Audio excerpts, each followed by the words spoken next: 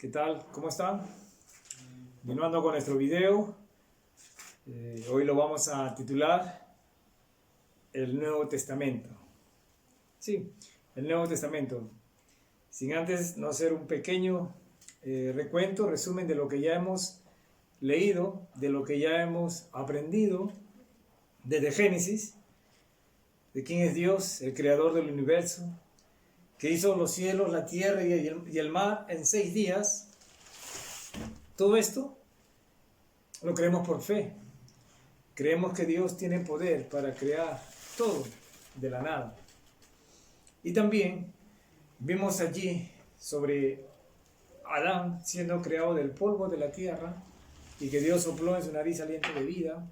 Vimos también cómo Dios hizo una operación, se puede decir así, Adán, y sacó de este hueso de Adán, de esta costilla, hizo una mujer.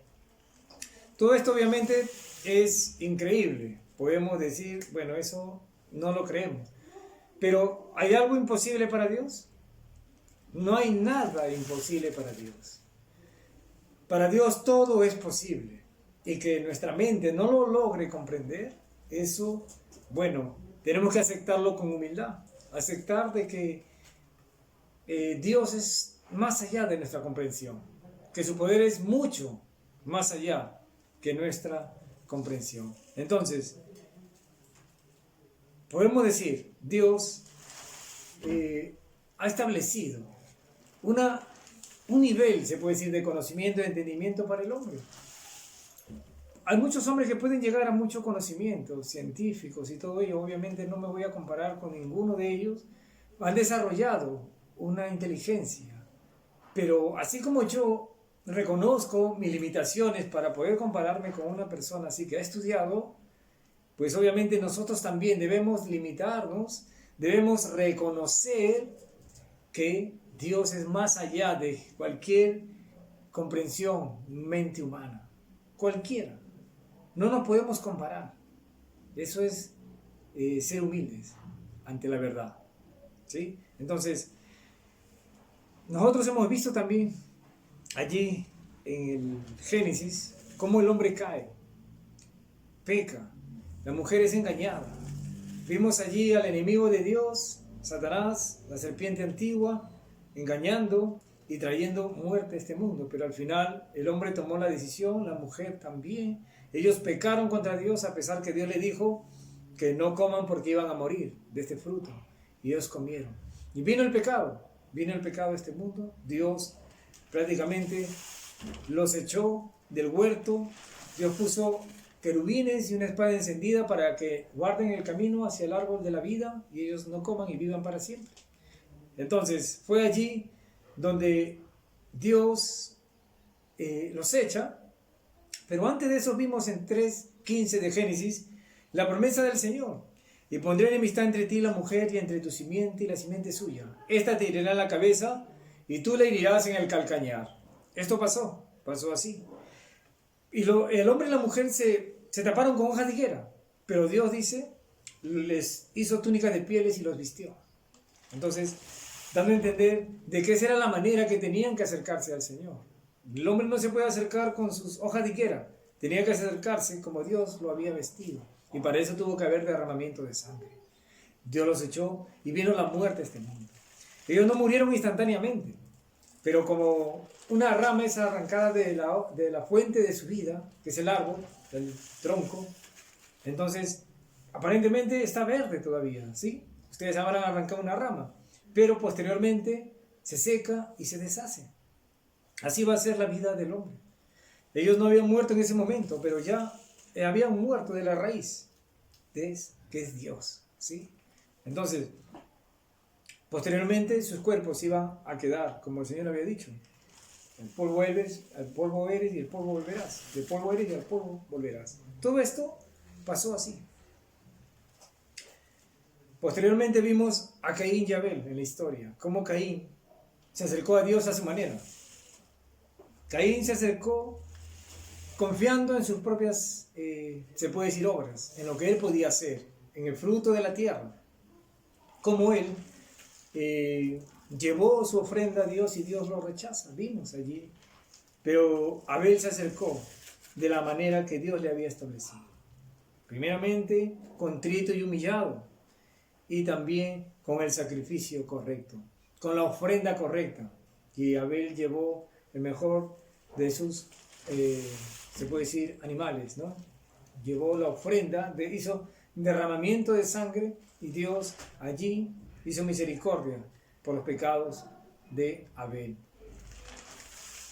Nosotros tenemos que acercarnos a Dios conforme a lo que Dios ha establecido, no conforme a nuestros pensamientos, no conforme como yo quiero creer, no conforme a la religión, como la religión me quiere enseñar. Yo no me puedo acercar a Dios con mis pensamientos. Yo me tengo que acercar a Dios como Él quiere que yo me acerque a Él, como Él quiere que yo le crea, ¿sí? Entonces, la religión tiene muchos caminos, pero esos caminos son equivocados si están en contra de la palabra del Señor. Estamos leyendo justamente el Antiguo Testamento para conocer lo que el Señor quiere que el hombre haga para que tenga la vida eterna.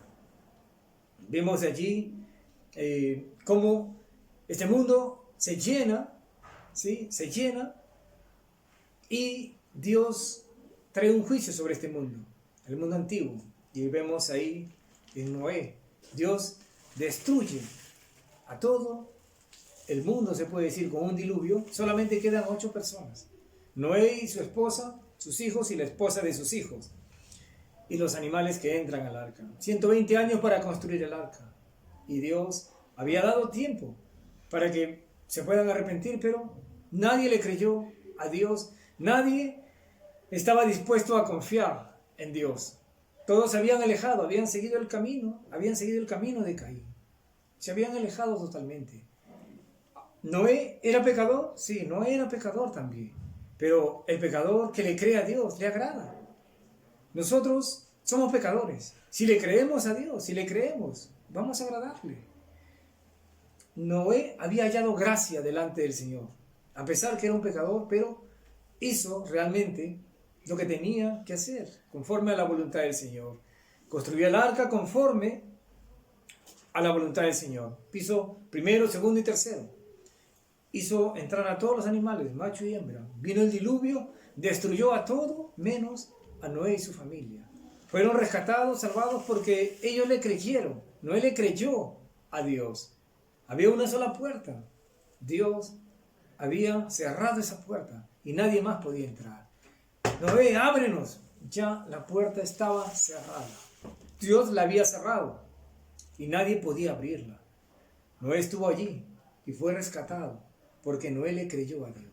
Mientras todos se burlaban y nadie quería creer que iba a caer lluvia del cielo, como habíamos visto en el Antiguo Testamento, la tierra no había llovido aún, pero subía de la tierra un vapor que regaba la faz de la tierra, y así se sostenía toda la parte, se puede decir, verde, porque Dios regaba la tierra de esa manera. Y nadie creía que iba a llover, por lo tanto, todos fueron sorprendidos cuando se estaban dando en casamiento, como dice la Biblia, estaban allí en fiestas y todo, hasta que vino el diluvio y barrió con todos. Todos murieron, no hubo quien quede. Eso fue el juicio del Señor, fue el juicio de Dios para este mundo que se perdió en la maldad. Había tanta violencia, dice, en la tierra, que Dios no podía soportar y Dios los castigó. Vimos allí también la Torre de Babel, donde todos querían, después de Noé, ¿no? Todos querían estar juntos, pero Dios les había dicho: llenar la tierra y sojuzgarla. Tenían que llenar la tierra, pero ellos no querían separarse y estaban haciendo una torre que llega hasta la cúspide del cielo, dice, ¿no? Entonces, comparándose, igualándose a Dios. Y todo orgullo, toda soberbia realmente es en contra de Dios, es pecado, todo eso es pecado. Y Dios confundió allí el lenguaje de todos. De ahí el idioma, los cientos de idiomas que tenemos, fue allí en la Torre de Babel. Posterior a eso viene Abraham. Hemos conocido a Abraham como el padre de la fe, aquel que fue probado, aquel que ya anciano Dios le hizo una promesa que iba a tener su descendencia como la estrella. Cuenta las estrellas de los cielos y la puedes contar, así será tu descendencia. Y Abraham le creyó a Dios. Pero no solamente bastaba con eso, su esposa también era estéril. Su esposa era estéril, era anciana y tuvo un hijo. Entonces a esa edad Dios le proveyó una familia y iba a tener una descendencia. Iba a tener una descendencia como las estrellas, dice, ¿no? Y le dice, en ti serán benditas todas las familias de la tierra. Benditas, sin culpa. Benditas, sin que no tengan culpa, ¿no? Pero no porque eran descendientes físicamente de la carne de Abraham, sino de los que iban a ser como el creyente Abraham, conforme a la fe de Abraham. Aquellos que tienen esa fe de Abraham, ellos iban a ser la descendencia contada por el Señor. ¿Y cuál es esa fe de Abraham realmente que Dios muestra? Dios muestra que le dice que sacrifique a su hijo, a su único hijo. Dámelo en el sacrificio, en holocausto. Y Abraham fue, no dudó. Y cuando iba a dar muerte a su hijo, ¿qué pasó? Le dice, no lo hagas, porque ya conozco que temes a Dios. Ya conozco que temes, porque no me has rehusado a tu hijo, tu único hijo. ¿Y qué pasó? Abraham lo iba a hacer, porque Abraham estaba convencido de que Dios podía levantar a Isaac aún de entre los muertos. Para Abraham, Dios podía levantar a Isaac de entre los muertos. Y esa es la fe que Abraham tuvo. Abraham iba a sacrificar a su hijo. Y Dios es ahí donde Él provee un carnero y dice a Abraham, este monte será, ¿no? Jehová proveerá. Así será llamado este monte. Jehová proveerá. En el monte Jehová será provisto. Allí Dios le provee el sacrificio, dando a entender que Dios iba a proveer ese sacrificio, que ese sacrificio iba a ser su Hijo, el Señor Jesucristo. Entonces, Abraham fue llamado y conocido como el padre de la fe, y es aquel padre de todos los que creen conforme a la fe, que Dios recibió a su Hijo, recibió el sacrificio de su Hijo, y que Dios resucitó de entre los muertos a nuestro Señor Jesucristo. Así lo dice aquí. Entonces, creemos, tenemos la fe de Abraham, si los que creemos que Dios tiene poder para resucitar a los muertos. Así. Entonces, continuando con la historia, vimos ya la descendencia de Abraham, Isaac, Jacob. Vimos toda esta historia ya familiar, ¿no? De la descendencia de Abraham. Vimos ahí la historia de José, cuando fue llevado para ser segundo de Faraón, porque Dios quería cuidar al pueblo de Israel, porque iba a haber hambre. Dios le había dicho a Abraham también que su descendencia iba a morar en tierra ajena, iba a servir allí, iba a ser esclavo 400 años, pero que Dios los iba a sacar también con mano poderosa. José introdujo a su familia, a su padre, ¿no? 72 personas, y fue allí donde ya la muerte de Jacob, de José y de toda aquella generación, y se levantó un faraón que no conocía a José, y prácticamente ahora Israel estaba en esclavitud. Estaban allí sufriendo, pero Dios iba a rescatarlos. En esto nace Moisés, rescatado de las aguas, por eso le ponen Moisés. Y Moisés fue instrumento para el Señor. Moisés fue llevado por el Señor a Egipto una vez más, porque Moisés quiso rescatar a su pueblo, pero él utilizó la fuerza humana. Pero para esto, para rescatar al pueblo de Israel, no había fuerza humana que lo podía rescatar, solamente Dios podía rescatarlo. Y Moisés, ya de 80 años, cuando estaba en las tierras de Madián, allá Dios se le presenta y le dice: yo te voy a llevar y te voy a utilizar para sacar a mi pueblo Israel de la esclavitud de Egipto. Y lo envía, y Moisés va. Y Dios hace maravillas, hace, se puede decir, milagros, ¿no? Las plagas y también la muerte de los primogénitos. Cuando ya el pueblo de Israel sale frente al mar, hace este milagro de abrir el mar y el pueblo pasa en seco, teniendo a su derecha y a su izquierda al mar, como paredes. Y el ejército de los egipcios, después que Faraón ya había perdido a su primogénito y todo Egipto, ellos se ensoberbecen y van contra Israel. ¿Y quién puede luchar contra Dios? Nadie. Y son sepultados en el mar. Todo esto, el Señor nos está enseñando toda esta historia para saber de su carácter, de su amor, de su justicia, ¿sí? De su poder, de su santidad y también de su plan de salvación. Dios iba a enseñarle realmente a la humanidad y a su pueblo quién era Dios realmente.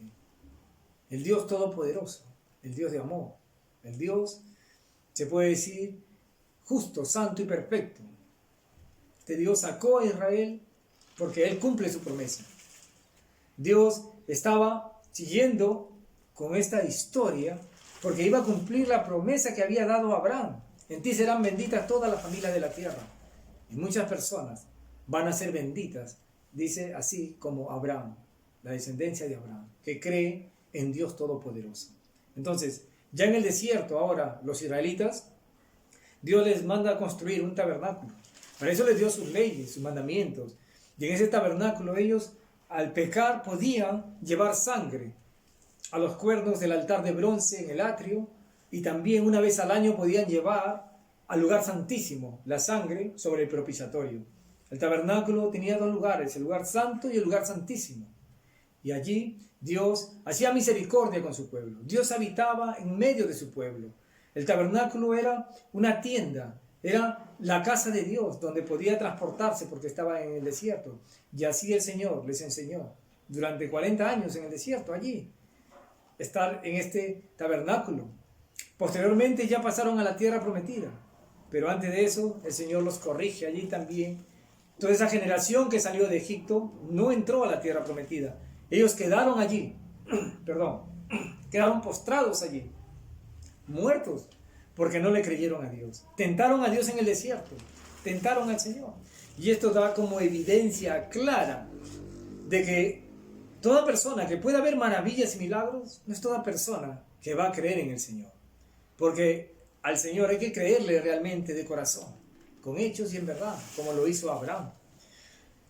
Todas estas personas que habían salido de Egipto vieron los milagros, vieron las plagas, vieron abrir el mar, vieron salir el agua de la roca, vieron caer pan del cielo, pero aún así seguían con su obstinado corazón.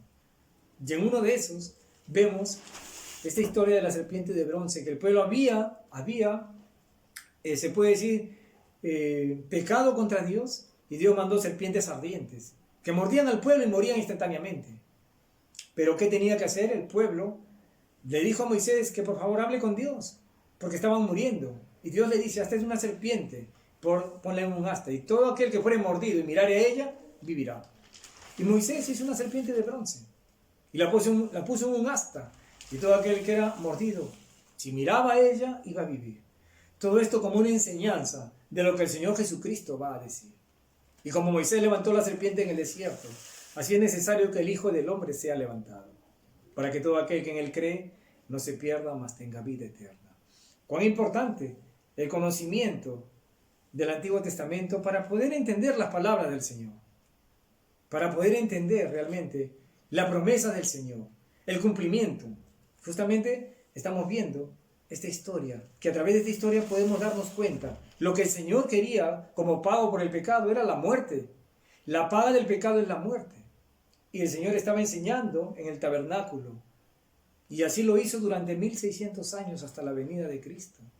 Ellos tenían que hacer los sacrificios. Para eso Dios había establecido quiénes iban a ser se puede decir, los sacerdotes, quienes iban a ministrar en el templo. Entonces Dios había establecido, porque Dios dice cómo tienen que hacerse las cosas. Dios dijo cómo se tenía que construir el arca. Dios dijo de qué manera hay que acercarse al Señor. Dios también mostró cuando en Egipto iban a morir los primogénitos, de qué manera se podían salvar los primogénitos de los israelitas. Y era la manera de poner sangre en el dintel y en los postes de las casas. Y aquel que no lo hacía, pues moría su primogénito. Y toda persona que le creía a Dios ponía esa sangre de ese cordero, y el ángel que iba y atacaba, prácticamente daba muerte a los primogénitos, miraba la sangre y no entraba en ese hogar. Era la manera como Dios había establecido. Y en cada momento vamos a ver cómo Dios da órdenes específicas, cómo el hombre puede acercarse a Dios, cómo el hombre puede salvarse, como con la serpiente en el desierto, de qué manera el hombre podía ser rescatado, recibir misericordia del Señor, de qué manera había que acercarse a Dios. Dios lo había establecido todo. No hay acá una idea humana, no hay acá, yo me acerco a Dios como yo quiero, como muchos orgullosamente y neciamente, voy a decir así, lo decimos o lo hemos dicho. Yo me acerco a Dios como yo quiero. Eso es pecado. Bueno, y siguiendo con la historia, estamos haciendo un pequeño resumen de todo lo que hemos leído para entrar al Nuevo Testamento, con unos versículos iniciales nada más, pero vemos todo lo que el Antiguo Testamento nos está dando para poder comprender más el Nuevo Testamento ya. Entonces, ahora ellos entran a la tierra prometida, no los que salieron de Egipto, sino ya sus hijos, porque Dios los castigó, porque cuando vieron que esa tierra de Canaán estaba habitada de gigantes y de mucha gente poderosa, ellos dijeron no podemos, y Dios los castigó. Solamente Josué y Caleb permanecieron firmes y creyeron, porque ellos dijeron, si Jehová se agradare de nosotros, pues Jehová nos entregará esta tierra, porque más podemos nosotros que ellos. Dios es todopoderoso. Si Dios con nosotros, ¿quién contra nosotros? Entonces, así, el pueblo de Israel entra a la tierra. Pero dentro de esta tierra ya Josué muere y allí ellos se pervierten. Y toda esa generación que había entrado, que estaba temerosa del Señor, pues había olvidado algo quizás muy importante. Y digo quizás se habían olvidado porque vemos las consecuencias que Dios le había dicho que tenían que enseñar a sus hijos y a los hijos de sus hijos. Las palabras del Señor, los mandamientos, las órdenes, tenían que enseñarle para que aprendan a temerle a Dios. Y si no dice así, ellos se van a olvidar. Para que aprendan a temerme, para que aprendan a conocerme. ¿Quién soy yo? No lo hicieron. Por eso el pueblo, cuando llega ya, se mueren estos primeros israelitas que entraron a Canaán y ellos se pervierten. ¿Quién es? Yo no conozco. Ya sí. Ellos se pervirtieron, comenzaron a adorar imágenes, ídolos, y Dios los castigaba. Estuvieron así 400 años en la tierra que Dios les había dado, la tierra prometida. Ya Dios les había dado la tierra prometida, pero ellos pecaban contra el Señor. Y Dios enviaba jueces. Y cuando Dios enviaba jueces, ellos estaban bien durante 30, 40 años con el juez, pero volvían, una vez que moría el juez, volvían otra vez a pecar contra Dios. 400 años así, estaban bien, estaban mal, pecaban contra Dios, y así se olvidaban del Señor en cada instante. Luego de eso ya Samuel, como juez también, Samuel unge a Saúl, porque Dios le dice así, el pueblo había pedido rey, y a Samuel no le pareció bien, porque Dios era el rey, pero ellos querían un rey humano. Y Dios le dice, bueno, este rey los va a tratar así. Y Samuel le dice al pueblo, dice, no importa, queremos un rey. Y ellos tuvieron un rey, y fue Saúl. Y Saúl allí, dirigiendo, fue transformado en otro hombre, se puede decir. Pero llegó un momento que Saúl, como rey, el primer rey de Israel, pues peca contra el Señor. Dios le da órdenes específicas de destruir un pueblo, y este pueblo, pues, es destruido, pero Saúl perdona, ¿no?, al rey y a ciertos animales. Y él dice a Samuel, todo lo he hecho. Yo he hecho lo que Dios me ha dicho. Y Samuel dice, ¿has hecho lo que Dios ha dicho? ¿Y qué es este temperamento de animales que escucho? Porque Dios te encargó de destruir todo, no dejar nada. No, pero el pueblo, y Saúl se comenzó a justificar y comenzó a decir, no, antes bien, yo he hecho bien. Tercamente. Y Samuel le dice que es más importante que los sacrificios y holocaustos poner atención a la palabra del Señor, es obedecer a la palabra del Señor. Porque como pecado de adivinación, dice, y obstinación, es la desobediencia, es no poner atención a la palabra del Señor. ¿Qué fue lo que le pasó a Adán y a Eva? Desobedecieron a Dios, no le obedecieron. ¿Qué fue con los que murieron en el diluvio? No le obedecieron, no creyeron en Dios. Y cada persona que se obstina a no obedecer a Dios, pensando que puede estar haciendo lo correcto, porque dice allí, yo lo he hecho bien, antes bien he hecho lo que Dios me ha dicho. Muchas personas van a estar en el infierno pensando que están haciendo lo correcto, pensando, no, pero si yo estoy haciendo bien. Una parte del Señor Jesucristo dice, no todo el que me diga Señor, Señor entrará en el reino de los cielos, sino aquel que hace la voluntad de mi Padre que está en los cielos.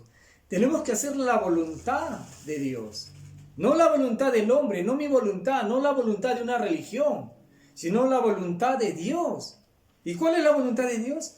Y le preguntan al Señor Jesucristo, ¿y qué es la obra? ¿Cuál es la obra que tenemos que hacer? Esta es la obra de Dios, que creáis en el que Él ha enviado. Creer en el Señor Jesucristo es lo que Dios quiere que hagamos. Pero tenemos que creer en el Cristo conforme a la Biblia, no conforme a una religión. Y lo repito muchas veces en cada video. No conforme a la religión, sino conforme a las Escrituras. Conforme a la palabra de Dios, a este libro, la Biblia. Entonces, allí Saúl fue descartado ya como rey. Y gobierna y reina David. David, el que derrotó a Goliat, le creyó al Señor y posteriormente, después de que él derrota a Goliat, pasó ya más o menos unos 14, 15 años y él gobierna, ya a los 30 años. David tiene un hijo que es Salomón, el hombre más sabio de la tierra, que no habrá como él, ni hubo ni habrá. Escribió muchos libros como los Proverbios, Eclesiastés, ¿no? El Cantar de los Cantares. David escribió la mayoría de los salmos. Entonces, salmos donde van a hablar del sufrimiento del Señor Jesucristo. Y bueno, todo lo que hemos visto hasta ahorita, todo tienen enseñanzas de la venida del Señor. Tienen figuras y cosas que nos van a mostrar al Señor Jesucristo. Entonces, ya Salomón tuvo su hijo Roboam. Y Roboam no recibe el consejo de los ancianos, sino que sigue el consejo de los jóvenes, porque el pueblo había ido a pedir que aminore el trabajo, y él recibió consejo de que sí, que lo haga, porque si no el pueblo se iba a desertar. Y los jóvenes dijeron, no, hay que poner más duro trabajo. Y es ahí donde él habla ásperamente al pueblo, y 10 tribus se alejan, y prácticamente ellos forman el reino de Israel, y las otras 2 tribus quedan formando el reino de Judá. Y fue allí donde ya estos 2 reinos divididos comienzan a hacer una historia, ¿no? Estos todos son descendientes de Abraham, Isaac, Jacob, ¿no? Entonces, Israel se pervierte, se va por caminos, tiene diferentes reyes y hacen maldades, atrocidades, cosas horribles. Y llega un momento en que Dios los destruye y utiliza al reino de los sirios y los destruye. Y también Judá tuvo algunos reyes que hicieron cosas muy buenas, pero también al final el reino de Judá también es llevado esclavo a Babilonia. Y allí quedó un remanente de judíos, o sea, un poco, de todos los que fueron castigados y muertos, queda este poco. Y ellos, después aproximadamente de 70 años de haber estado en esclavitud, reconstruyen, ¿no?, el templo y la ciudad. Y eso lo podemos ver en Esdras, Nehemías. Entonces, en ese tiempo se reedifica. Y bueno, con lágrimas y todo, reconociendo que habían pecado contra Dios. Pero Dios había sido fiel hasta ahora a su promesa, desde Génesis. Había sido fiel a la promesa a Abraham. Había sido fiel a la promesa a Isaac, Jacob, que iba a enviar a un Salvador. Pero ese Salvador iba a ser descendiente desde Abraham, desde Seth. Toda esta línea, hombres de fe que le creyeron a Dios. Hombres de fe que amaron a Dios.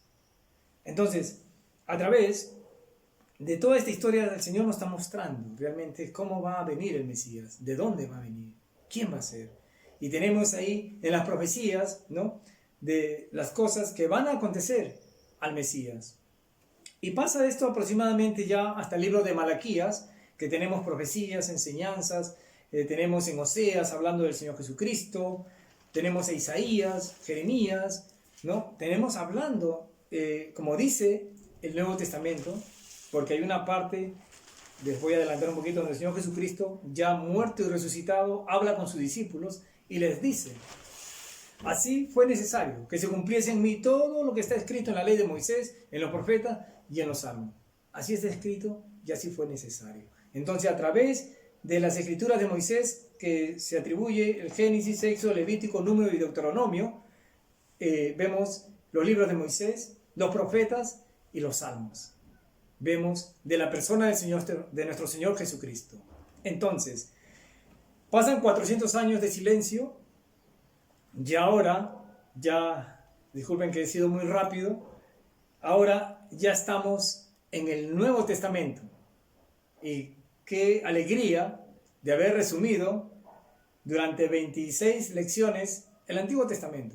Sé que no es un estudio tan profundo como muchos sí lo hacen, y yo felicito y aplaudo a aquellos hermanos que hacen esos estudios tan profundos, que es muy bueno. Es lo que hoy puedo aportar en este tiempo de mi vida. Puedo aportar sencillamente para la gloria del Señor este resumen, para poder tener una base y poder comprender el Evangelio, que ese es el propósito. Entonces, ya estamos ahora en el Nuevo Testamento, ya Israel se encuentra sitiado otra vez, pero por los romanos.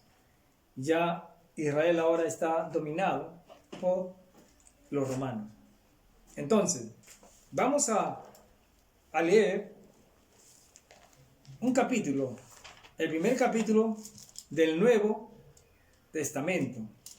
Como les dije, es una alegría de haber pasado estos videos y poder tener una idea.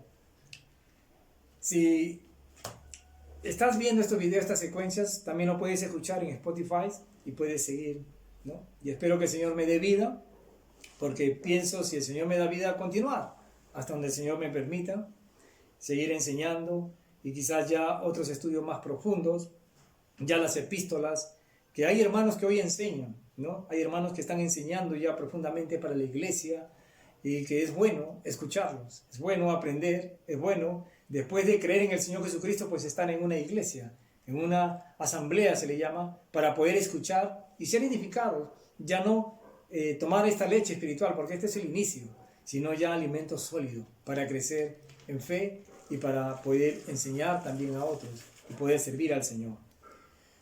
Leemos en Mateo capítulo 1, del 1 al 7. Libro de la genealogía de Jesucristo, hijo de David, hijo de Abraham. Abraham engendró a Isaac, Isaac a Jacob, y Jacob a Judá y a sus hermanos. Judá engendró de Tamar a Fares y a Sara, Fares a Herón y Herón a Aram. Aram engendró a Aminadab a Nazón, y Nazón a Salmón. Salmón engendró a Rahab, a Boz, Boz engendró de Rub, a Obed, y Obed a Isaí. Isaí engendró al rey David, y el rey David engendró a Salomón, de la que fue mujer de Urías. Salomón engendró a Robán, Robán a Abías, y Abías a Asa. Bueno, el momento más especial para mí, perdón, después de haber leído el Nuevo Testamento, porque fue la primera vez que lo leí, realmente me dio bastante alegría haber leído, porque yo enseñaba y predicaba en los micros algo que no sabía, porque recién decía yo, ya era cristiano, y me puse a predicar después de 2, 3 días, una semana, pero no entendía. Y yo quería estudiar más, quería yo enseñar, pero no sé qué podía haber hecho para leer y conocer más. Y alguien me dijo, y para esto recuerdo a mi amigo Mason Jacobson, un hermano, que me dijo, lee desde Génesis, lee. Y es ahí donde vas a conocer de Dios. Y me puse a leer la Biblia, solamente la Biblia, más no otro libro, durante muchos años, para la gloria del Señor. No lo digo por vanagloria, por favor, pero sí, solamente la lectura bíblica. Y poco a poco el Señor fue mostrándome. Pero la primera vez que leí el Antiguo Testamento y llegué al Nuevo Testamento, me di cuenta de algo que quizás te has dado cuenta tú. Es que acá habla de Abraham, habla de Isaac, de Jacob. Entonces, ya ahora comienza a tener sentido.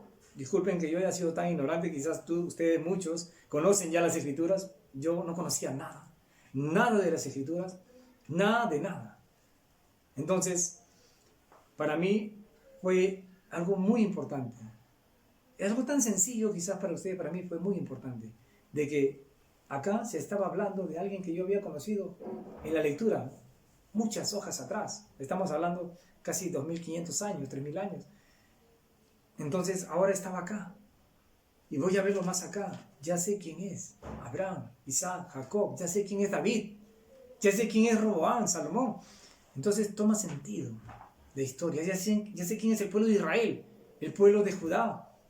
Ya sé sobre las historias del diluvio, sobre la torre de Babel, sobre Sodoma y Gomorra.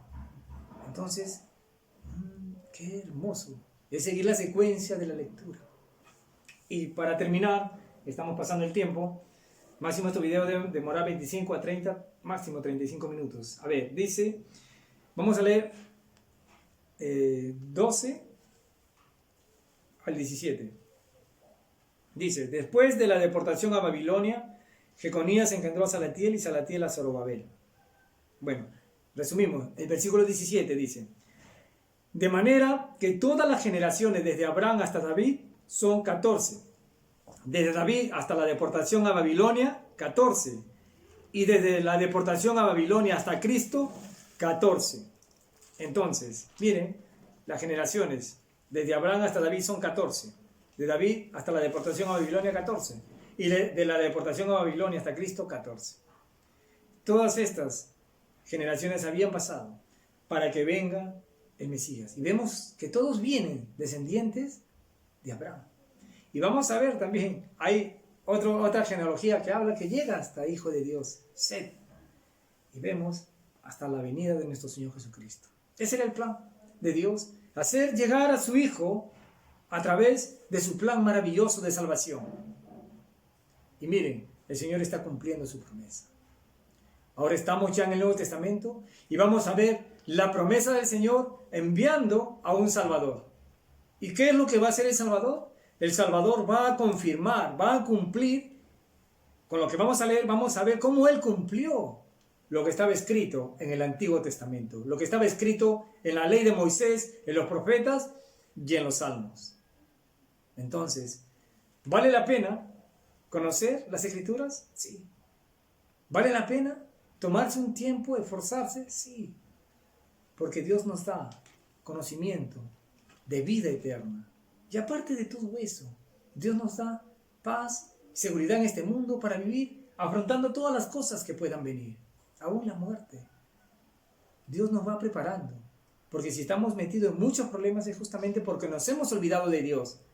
Y debemos acercarnos a Dios para que Dios pueda obrar en nuestras vidas. Pero primeramente, buscar el perdón de Dios. Porque muchas personas pueden buscar muchas cosas, pero al final no lo encuentran y se alejan de Dios. Pueden buscar de repente salud física, salud espiritual, pueden buscar riqueza, solución de problemas familiares. Y puedes estar buscando, pero para otro familiar que está metido en un problema, alcohol, drogas, pero no estás buscando realmente por la causa correcta. Y esa causa es que eres pecador, pecadora, igual que yo, y que merecemos morir, y que estamos buscando a Dios un perdón. Estamos buscando al Dios de verdad, al Dios de la Biblia, para darnos ese conocimiento, para poderle creer en lo que Él ha hecho por cada uno de nosotros. Jesucristo murió en una cruz para darnos vida. Y eso lo vamos a ver ahora ya en el Nuevo Testamento. Muy bien, estamos en el otro video con las mismas fuerzas todos para poder ver el video hasta el final. Cuídense y Dios los bendiga.